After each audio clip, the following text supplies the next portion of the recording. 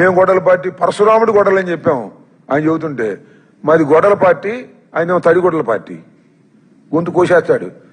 అసలు చంద్రబాబు నాయుడు గారు ఎవరి గొంతైనా కోస్తే పోస్ట్ మార్టంలో కూడా రిపోర్ట్ దొరకదు.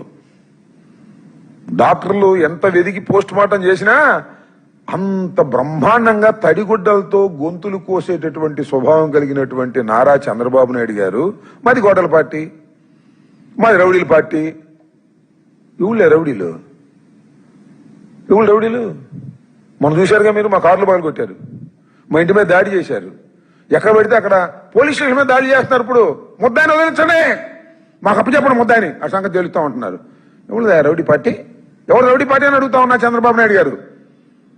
లాకప్లో చచ్చిపోతున్నారు, అదేమంటే రౌడీలు అంటారు వాళ్ళని. ఎవరిది గొడవల పార్టీ? ఎవరు దౌర్జన్యాల పార్టీ? మీది దౌర్జన్యాల పార్టీ, మీరు దౌర్జన్యకారులు.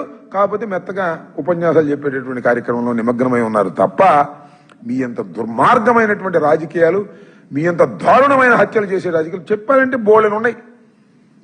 వాళ్ళు చేసిన హత్యలు, నారా చంద్రబాబు నాయుడు గారు రహస్యంగా చేసిన హత్యల గురించి బోల్డ్ చెప్పొచ్చు. ఇప్పుడు టైం లేదు, అది వేరే విషయం.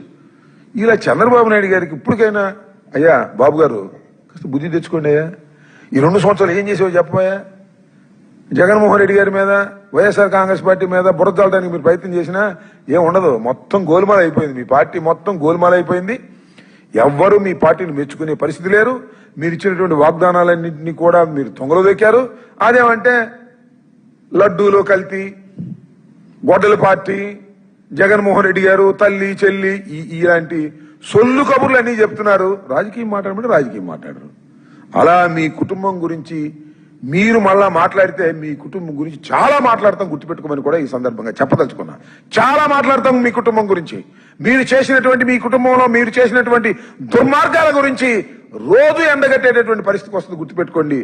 రాజకీయాలు చేసి కుటుంబాలు నేను నాకు అర్థం కాలేదు. అది నీ అంత దుర్మార్గుడు ఏమైనా ఉన్నారా? ఎవరిని మోసం చేసావు నువ్వు? మీ మామను మోసం చేసావు.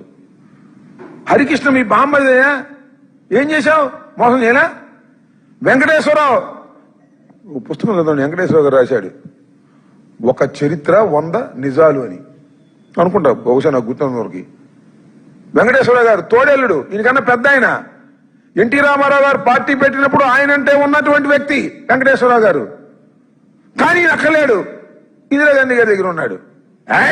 నాకు అవకాశం ఇస్తే ఇందిరాగాంధీ గారు మా మామ మీద పోటీ చేస్తా అన్నాడు. నీ అంత నీచమైన నైతిక విలువలు లేనటువంటి వ్యక్తి ఈ భారతదేశ రాజకీయాల్లో ఎవరు లేరు లేరు లేరు. ఇది వాస్తవం.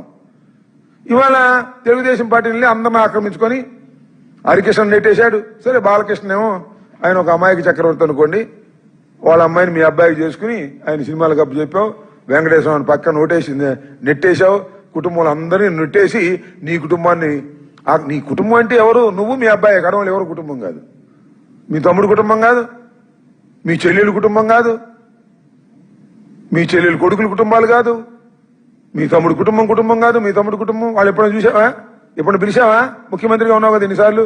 మొన్న పెద్ద ఇల్లు కట్టడానికి ఫౌండేషన్ వేసావు కదా, మీ చెల్లెలు పిలిచావంటే ఏమయ్యా లోకేష్, మీ మేనత్తను పిలిచారా? భోజనం పెట్టావా? స్వీట్ ఇచ్చావా? చీరలు పెట్టావా? మీ మామూలు పిలిచావా? మీరు, మీ నాన్న, మీ అమ్మ అంతవరకే. ఇక మీరు మా గురించి మాట్లాడతారు, జగన్మోహన్ రెడ్డి గారి గురించి. మంచి పద్ధతి కాదు. నారా చంద్రబాబు నాయుడు గారు మాట్లాడు, విమర్శ చెయ్యి, సూటిగా చెయ్యి, ధర్మంగా చెయ్యి. అదట్టా ఇదిట్టా మమ్మల్ని వెంకటేశ్వరంగా కాపాడాడు, నక్సలైట్లు చంపిపోతే ఈ సొల్లు కబుర్లని చెబుతాడు. గతంలో మా తాతలు నేతుల దగ్గర మా మూతులు వాసన చూడమన్నా అంటే ఎవడో